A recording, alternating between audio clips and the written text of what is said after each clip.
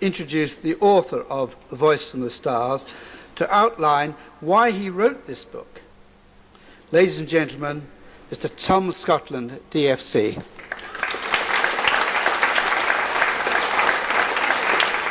Very moving to listen to these very good speakers today, and I find it very moving also to be surrounded by so many who I know personally and who've attended today. It's a thrill, for instance, to see Bill Waterton come across from Melbourne, one of the Italian band, and he's here today. Welcome, Bill. But so many others. Don Watson there, who's part of the story, and others who mean a lot to me, my own family. And so many of you have asked why I wrote the book. And I must confess that it hasn't been easy to do. By the letters that you see around, you can see varying responses to the book as it has been published. And I only got an inkling that this may happen when my son read the manuscript. One of my sons. They all had a go, but one particularly, he said, "Dad, this book has made me cry." He said, "This is going to go a long way." And it was just an inkling, and I just said, "Oh yes." And he added, "This is what I wanted to know as a boy of 10. So in the looking over the responses and examining the reason why I wrote the book, it was really, in recent years, a process of reconciliation and healing for myself. And I thank Steve for touching on the emotional part, because there has been an emotional part to my own healing. I had a little box, and all my wartime experiences went into that box, and it wasn't opened. Well, it was only opened rarely. But I was confronted with the need to open this box in 1964 when a German hitchhiker came and stayed with us and lived with us for a few days. And he challenged me about what I did in World War II, and it turned out that I flew over his city. I was one of the pathfinders leading the attack on his city on his 11th birthday. And that box came wide open as we tried to communicate. But as soon as he went on his way, the box was shut. I don't know exactly what occurred within me out of it, but he went on his way and I became engrossed again in my work. 20 years went by, and out of the blue I got an invitation to attend the first International Pathfinder reunion in Australia, and was held over on the Gold Coast. Up to that time I'd not met with fellows from World War II. I had been engaged in my own life, and so this was something that really was like the past coming at me, and I went. Laurel said to me, this is your scene." I went.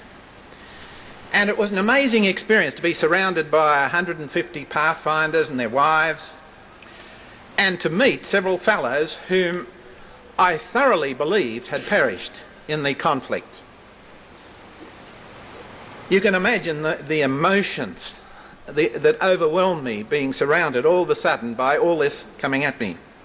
And then in the next morning we had a dawn service, and at the dawn service we were arrayed along the beachfront, and as the dawn service in this darkness unfolded, 2 flares exploded out from beyond the beach, and all of a sudden I exploded inside. That box that had held everything tight now held nothing, and I tried to cope with the result. During that reunion, I began a diary. And when I returned to Perth, people asked me how the reunion went. Ones close to me asked how the reunion went. And I took a risk. I gave them a look at my diary. And it was scary to do that, because there was me being portrayed. And they said, "This is tremendous. You must write more." It was an amazing response, something I didn't expect at all, but I wasn't ready to write more.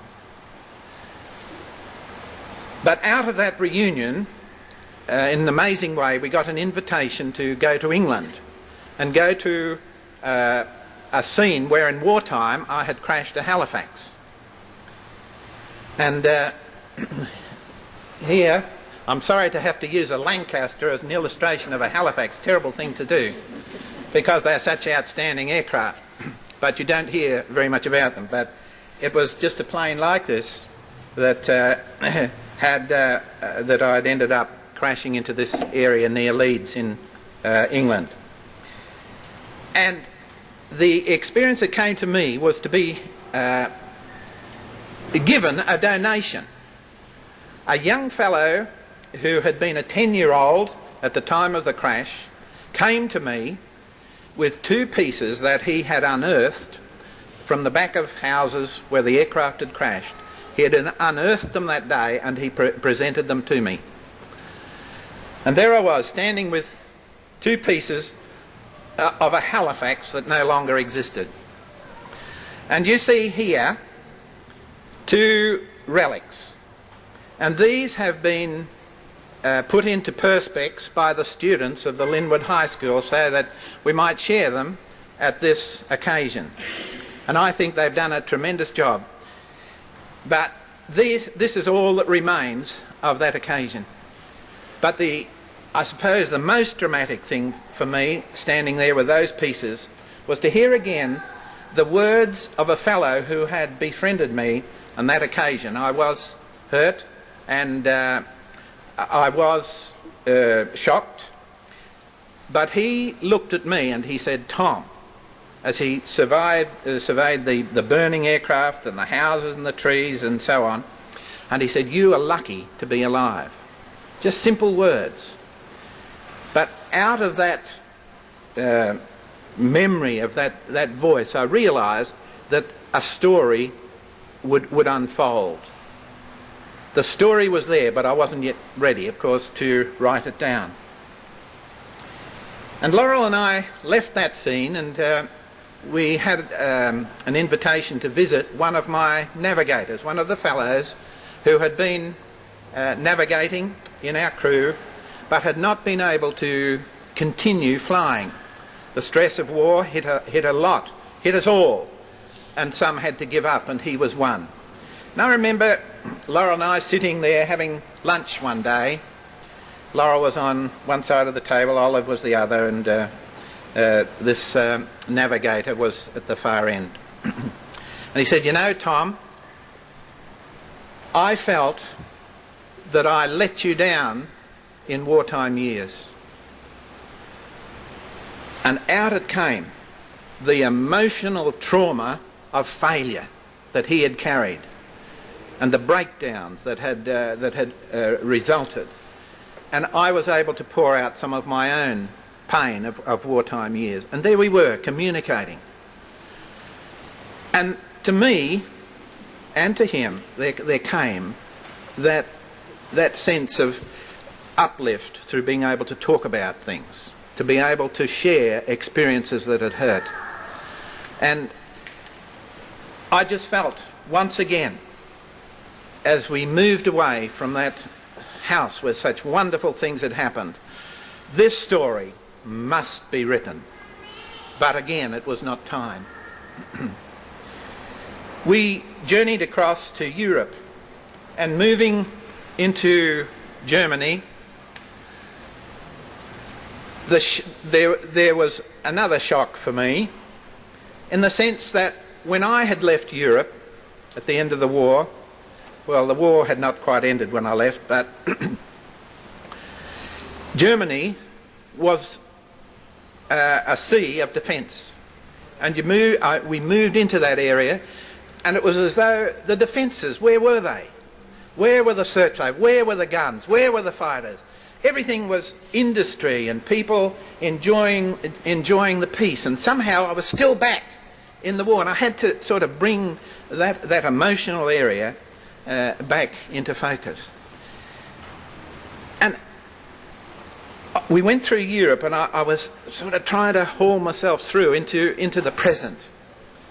And for some reason, it delayed until we got down into Italy. And down in Italy, at a place called Monte Cassino, there had been massive battles as the armies of the south had moved up towards Germany through Italy. And those massive battles had created tremendous cemeteries. And we went into a German war cemetery. 20,000 German young men lay buried. And I looked at the ages. They were the ages of men my own age that I had been as a pathfinder in Italy. And it came to me that these were my contemporaries. Surely they had been enemy, but they were my contemporaries. We had lived at the same time. And all of a sudden I thought they had obeyed orders in the same way that we had. I had obeyed orders. And here we were meeting in a cemetery. And the grief of a wartime dead sort of reached out to me, and I experienced a reconciliation with Germany as a nation and with the people of Germany. And I tell you, that was a precious and a wonderful experience, and again, something that made me want to express it somehow on paper. But we journeyed southward from Monte Cassino and went into the area where the Pathfinder Air Base had been, and 148 Squadron where Billy Waterton and Ron Smith and some of the others that are here were based. And overshadowing this Pathfinder airfield and a lot of where all the other squadrons were, was this massive black mountain. The Gargano Peninsula was a high mountain over which we took off and flew up into Germany, across to France, up into Austria, and some to Poland, some across to Hungary and Romania, and all reaching out from those bases in Italy. And it came to me, the sort of sense of the wheels leaving the runway and flying over this mountain. And there came again the feeling, were we going to get back? The sense of apprehension, what were we going to be facing? It was all there, and for 4 hours Laurel and I walked around this area. And then, repeatedly, my eyes were drawn to a rainbow that from end to end had covered the Gargano Peninsula. This brilliant rainbow had not moved. And it suddenly brought a message to me. The rainbow in Scripture represents a promise. No more shall the floods cover the earth. And floods. And I had been flooded and overwhelmed as I'd moved through Europe with all this that I'd let out of the box. I'd been flooded by it, but it was now, somehow the box didn't exist. Somehow all these experiences had become a part of me. I recognised them, and it was an experience of peace that came, a sense of an area of healing that came to me. But while we were there, people in Australia found us and got in touch with us and asked if we would represent the Australian Pathfinders at a memorial service in London. Air Vice Marshal Don Bennett, whose memorial has already been pointed out to you there, had recently passed away.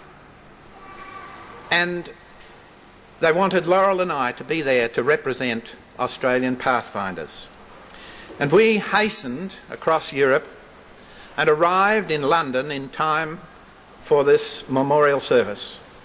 We were ushered into a service where over 1,000 people were gathered in this official recognition of a great man and saying farewell. And Laurel and I were ushered down to the front seats to feel the warmth of the widow of Don Bennett, Lee Bennett, and her family, and we were right in the midst, welcomed as Australians, because Don himself was an Australian.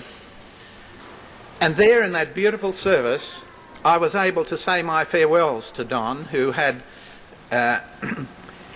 meant a lot to me in the sense that he had pointed out such important things that had been directional in my life in flying, and particularly did I recall his voice saying, "Get to know the heavens, get to know the stars."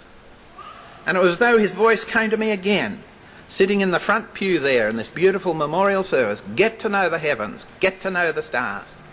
And out of that experience of journeying with the stars, out of those experiences of letting the stars speak, I'd become conscious of a greater power, greater meaning to my life that had given me direction for later on in peacetime.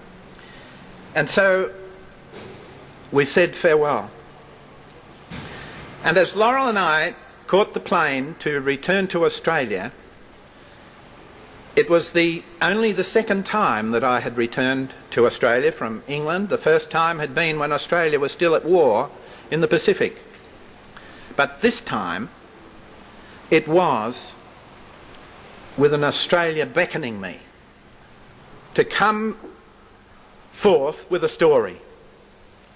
And so the subsequent 3 years after that were filled with research, with sharing manuscripts with those who knew the story, and with the result that a book came forth called Voice from the Stars. And that is the book that was launched in January this year.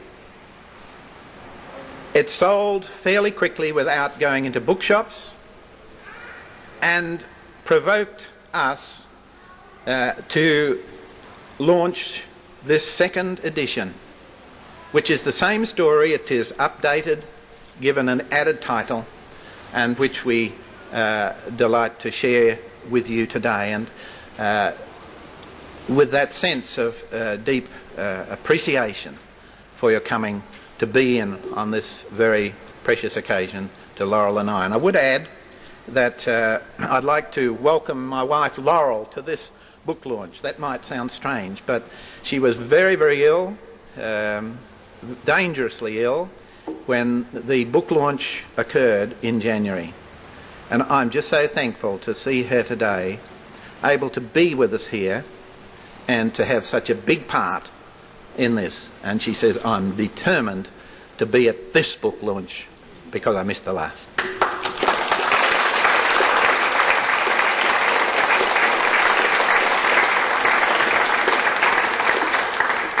Thank you, Tom.